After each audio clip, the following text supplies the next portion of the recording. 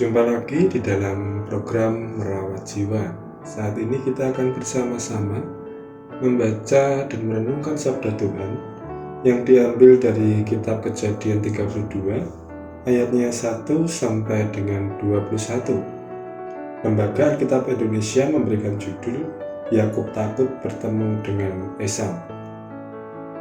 Yakub melanjutkan perjalanannya, lalu bertemulah malaikat-malaikat Allah dengan dia. Ketika Yakub melihat mereka, berkatalah ia, "Ini bala tentara Allah." Sebab itu dinamainya tempat itu Mahanaim. Sesudah itu Yakub menyuruh utusannya berjalan lebih dahulu mendapatkan Esau kakaknya ke tanah Seir, daerah Edom. Ia memerintahkan kepada mereka, "Beginilah kamu katakan kepada tuanku, kepada Esau, beginilah kata hambamu Yakub. Aku telah tinggal pada Laban sebagai orang asing dan diam di situ selama ini. Aku telah mempunyai lembu sapi, keledai, dan kambing domba, budak laki-laki dan perempuan. Dan aku menyuruh memberitahukan hal ini kepada tuanku, supaya aku mendapat kasihmu." Kemudian pulanglah para utusan itu kepada Yakub dan berkata, "Kami telah sampai kepada kakakmu, kepada Esau, dan ia pun sedang di jalan menemui engkau, diiringi oleh 400 orang. Lalu sangat takutlah Yakub dan merasa sesak hati, maka dibaginyalah orang-orangnya yang bersama-sama dengan dia, kambing dombanya, lembu sapi, dan untanya menjadi 2 pasukan. Sebab pikirnya, jika Esau datang menyerang pasukan yang satu, sehingga terpukul kalah, maka pasukan yang tinggal akan terluput." Kemudian berkatalah Yakub, "Ya Allah nenekku Abraham dan Allah ayahku Ishak, ya Tuhan yang telah berfirman kepadaku, pulanglah ke negerimu serta kepada sanak saudaramu, dan aku akan berbuat baik kepadamu. Sekali-kali aku tidak layak untuk menerima segala kasih dan kesetiaan yang engkau tunjukkan kepada hambamu ini.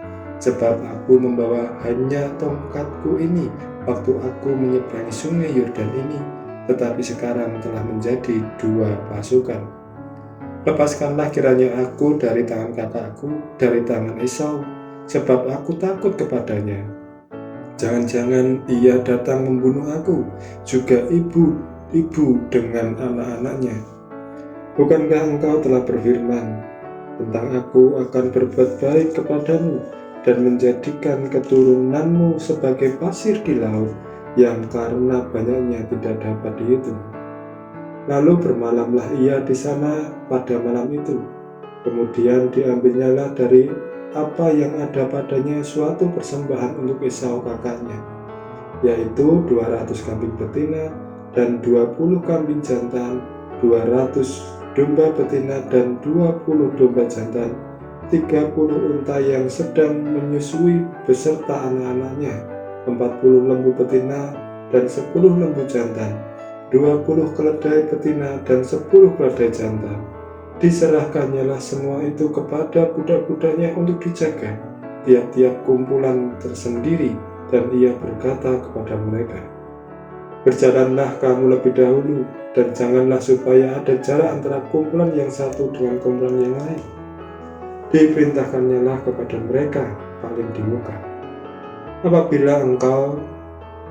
Apabila Esau kakakku bertemu dengan engkau dan bertanya kepadamu, 'Siapakah tuanmu? Dan kemanakah engkau pergi? Dan milik siapakah ternak yang di depanmu itu?' Jawablah, 'Milik hambamu Yakub.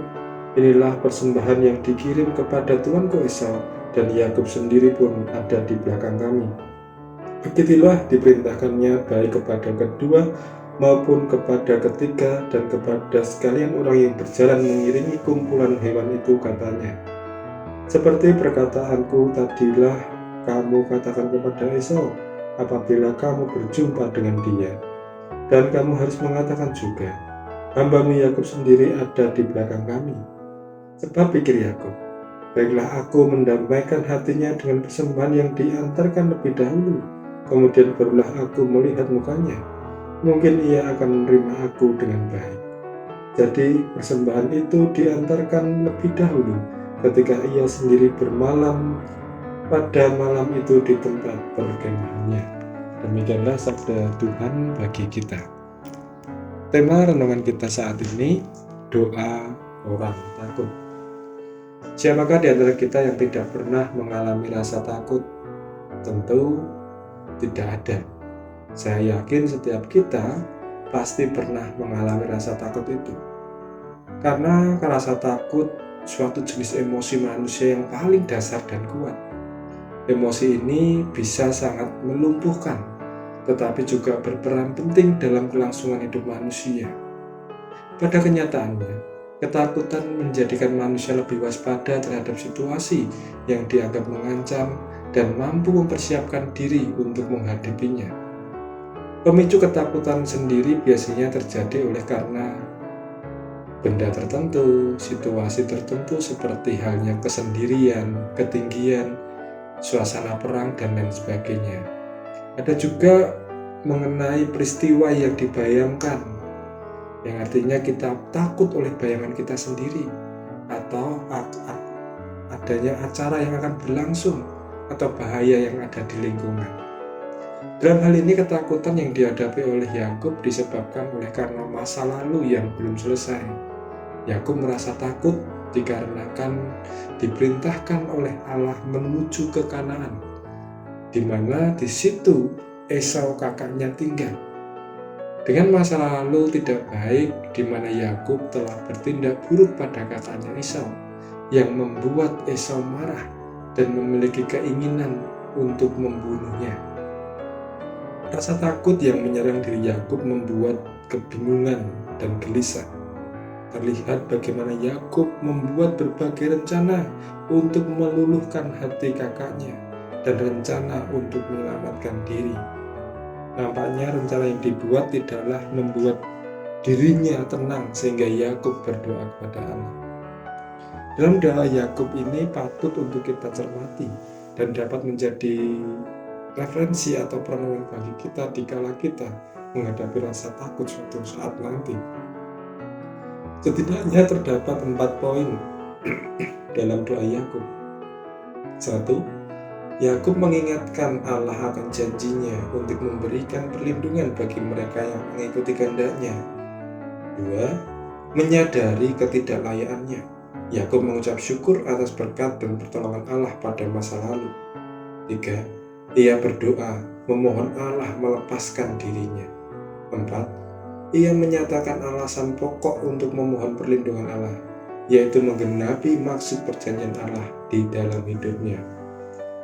Dari doa pola Yakub di atas kita dapat menggarisbawahi bahwa Yakub benar-benar menyerahkan nasibnya pada genggaman Allah.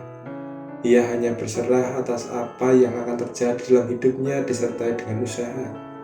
Marilah kita juga dapat meladani Yakub dikala kita menghadapi rasa takut, yaitu dengan semakin datang kepada Allah, mengikut sertakan Allah dalam setiap kehidupan kita, menjadikan Allah sebagai satu-satunya sumber pertolongan kita dan satu-satunya pribadi yang dapat kita andalkan. Kiranya Tuhan memberkati kita sekalian. Amin.